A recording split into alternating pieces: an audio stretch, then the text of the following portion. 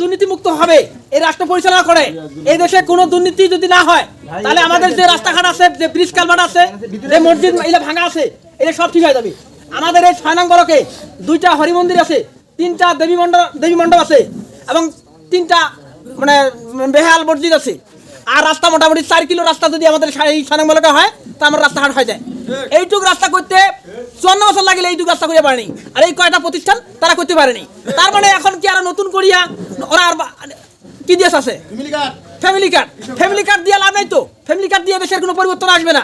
আমার কথা হলো এই দেশের রাস্তাঘাট, ব্রিজ কালভার্ট, মসজিদ মন্দির এগুলো যদি হয়, শিক্ষা প্রতিষ্ঠান যদি ভালো হয়ে যায়, তো মানুষ তো এমনিতে উন্নত হয়ে যাবে। আর যদি আমাদের সব ভালো ভালো প্রতিষ্ঠান হয়, কর্মজীবন যদি হয়ে যায়, তাই তো মানুষ হয়ে গেল। আমাদের রাষ্ট্রীয়ভাবে তো 10 সিরিয়াস চালের দরকার নেই তো। 10 চালের জন্য 3 দিন ঘুরতে হবে। 3 দিন যদি 10 চালের জন্য 3 দিন ঘুরেন, তো 3-5-15 টাকা এমনি ক্ষতি হচ্ছে।